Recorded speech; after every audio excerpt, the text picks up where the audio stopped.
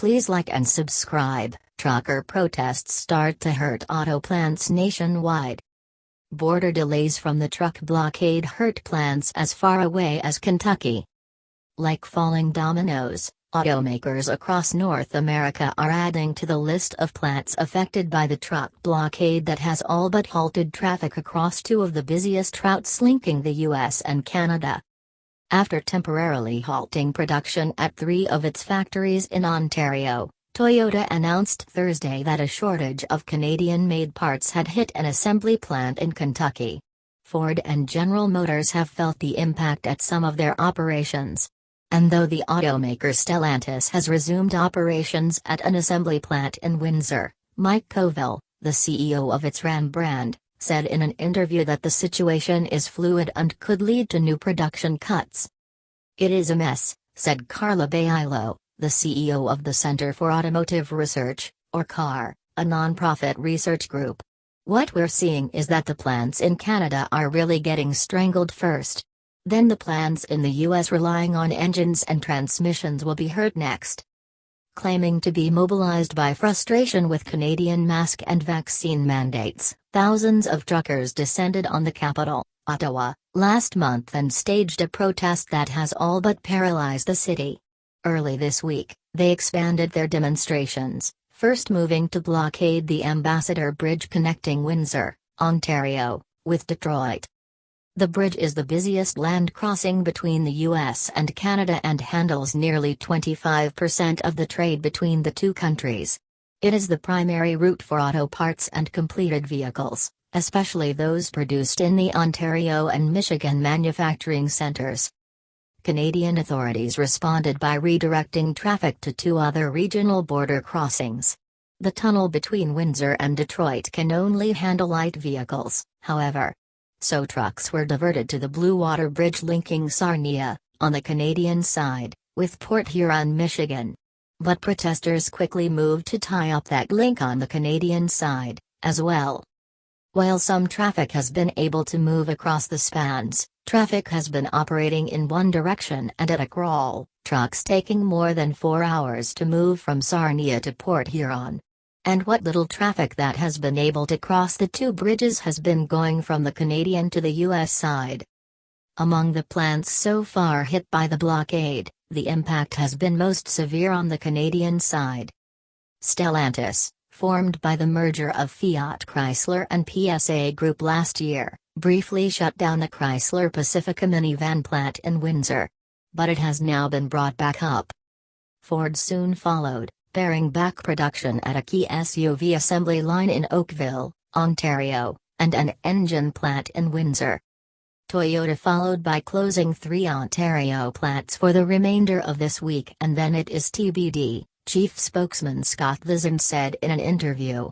Those plants in Cambridge and Woodstock, Ontario, produce the conventional and hybrid versions of the RAV4 SUV, the best-selling Toyota model line, as well as the top Lexus product, the RX SUV.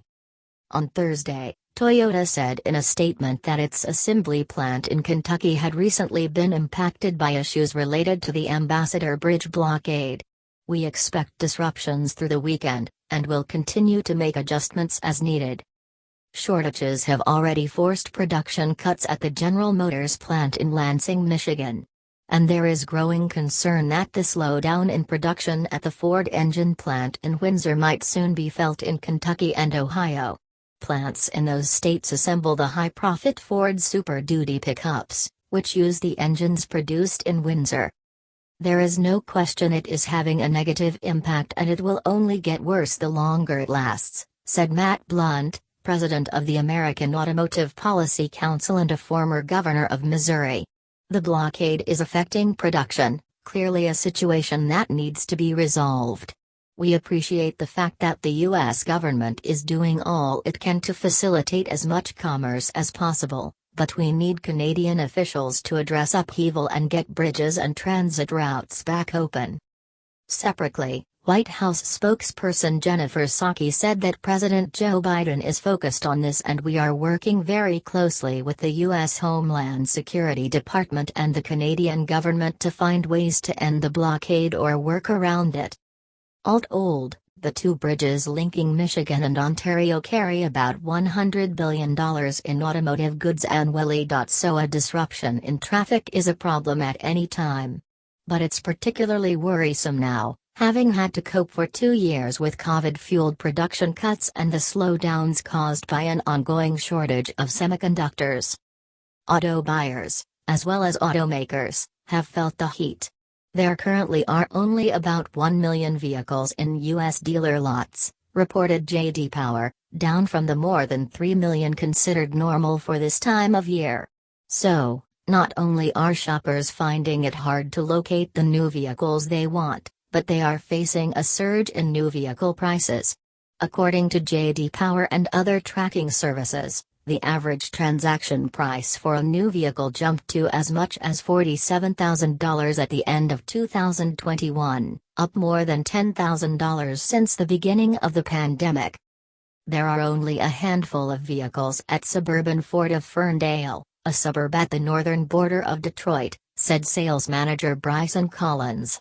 And he now is worried that his inventory could shrink further due to the blockade. "Everything I heard is that we have a couple more days before it starts hurting us," Collins said. Ironically, the speed at which the blockade crisis has hit is, in part, the industry's own fault. Over the last few decades, automakers have moved to a lean manufacturing system called just-in-time production. They maintain minimal levels of inventory and, when possible, take delivery of parts and components shortly before they're needed on the assembly line. That leaves little room for error. "We saw this during the pandemic as well," said Bailo, when manpower shortages at parts plants forced some assembly plants to trim or halt production. "There are going to be changes going forward," she added. "In some cases, manufacturers may need to start building warehouse inventories again. And they will be more likely to seek out dual sources of parts. If one supplier goes down, they'll turn to the other to fill the gap."